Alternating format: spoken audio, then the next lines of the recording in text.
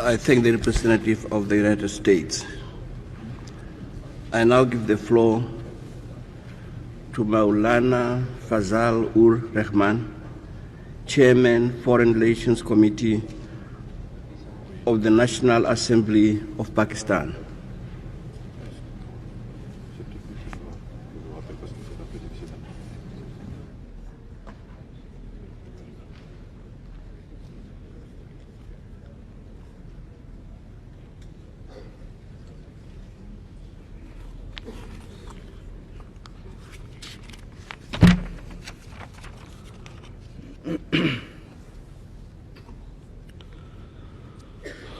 Bismillah ar-Rahman ar-Rahim.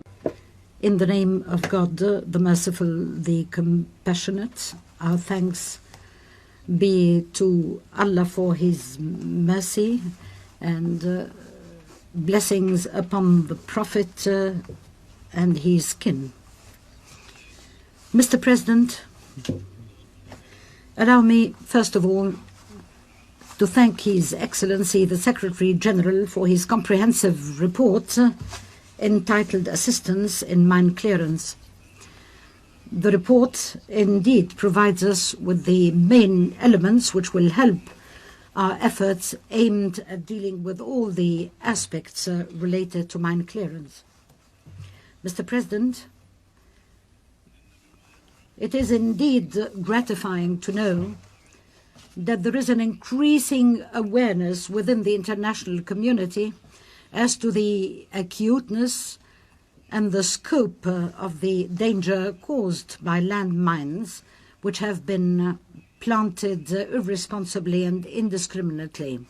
The Secretary General has explained in his report that landmines do not kill human beings only, but destroy whole countries because they hamper the reconstruction of a normal economic and social life.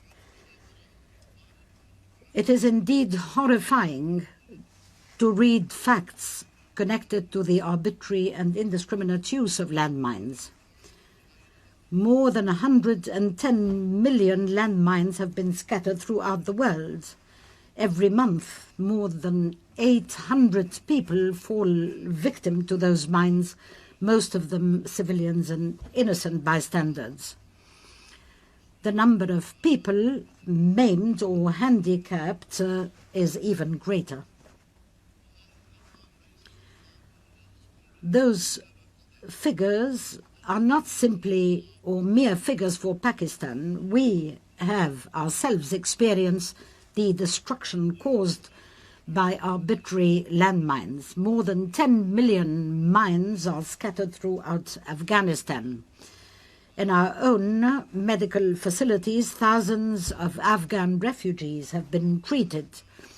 Pakistan, in fact, has undertaken the treatment of those victims and their rehabilitation, and moreover, we continue to host a very large number of refugees, for landmines are an obstacle to the safe return of those refugees to their homeland. Mine clearance is indeed a precondition for reconstruction in any country. It is necessary to re-establish an environment which will enable society to resume its ordinary daily life. Mr. President, it is indeed comforting to note that steps have been taken throughout the past few years to alleviate the problem of landmines, and particularly the humanitarian aspect of such mines. The United Nations have established a strategy to deal with the problem of landmines, has even established a voluntary trust fund for assistance in emergency situations. And in order to complement the contributions of member states, an international conference dealing with mine clearance was held last July. This was the first time such a large number of politicians and experts from different parts of the world came together to discuss all the dimensions of the problem of landmines. In fact, the conference, which brought together approximately 100 government representatives and 60 organizations is proof of the increasing awareness of the problem of landmines. Contributions were pledged to the tune of approximately $20 million American at the conference, which would allow the fund to become fully operational. Efforts are still being undertaken to alleviate the sufferings of the victims from landmines. However, mine clearance is very slow and lags behind. Last year, only 100,000 mines were cleared, and if at this rate, we would need approximately 1,000 years to put an end to the 110 million mines scattered throughout the world. Two questions arise. Why the slow pace? And can we speed it up? The reason for the slow pace is the lack of resources and the limited capacity of the affected countries. The primitive technology for the detection and clearance of mines is also a reason, and above all that, a lack of technical international cooperation. Yet the problems are not insuperable, and we can overcome them by objective planning. Mr. President, the Secretary General recognized in his report that the cost to initiate mine clearance operation is usually very high, because mine clearing programs also necessitate their own infrastructure. Unfortunately, most of the affected countries do not have the necessary resources to initiate the operations, and the presence of the mines transforms arable land into areas that are shunned and cannot be cultivated. The setting up of the trust fund is a step in the right direction. The supplementary financing was indeed necessary when resources are not available for the UN to respond rapidly. Contributions and grants should be given outside the scope of the trust itself. The proposal for setting up a demining standby capacity is indeed a very good proposal, for it will increase the available resources in the form of contributions in kind for mine clearance. We hope that many such contributions will be forthcoming in the form of trained experts and equipment to be put under the disposal of the UN. Financing is necessary not only for field operations but also for research in order to improve the technology and the techniques of mine clearance.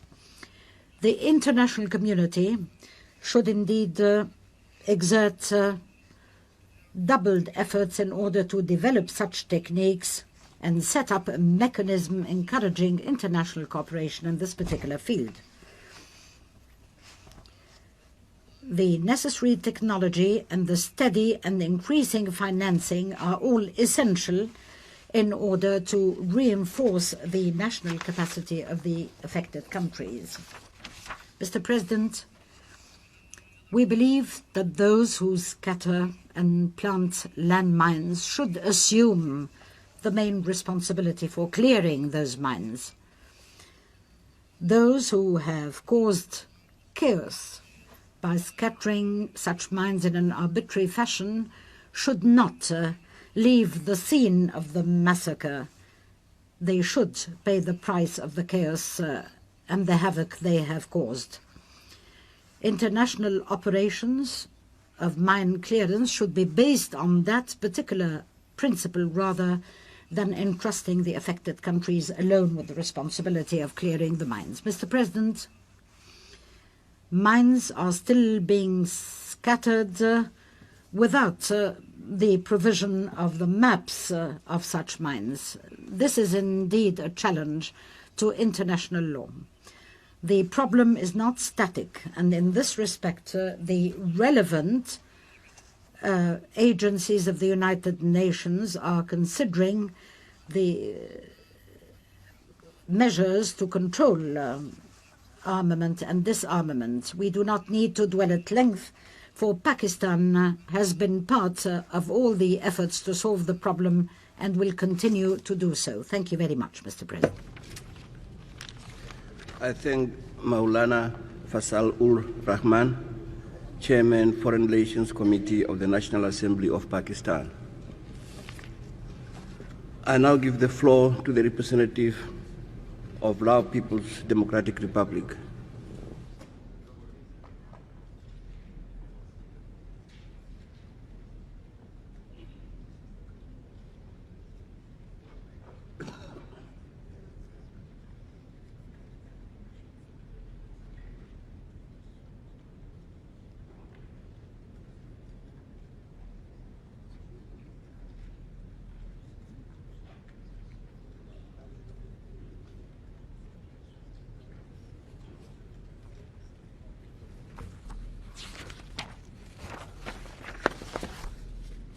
Mr. President,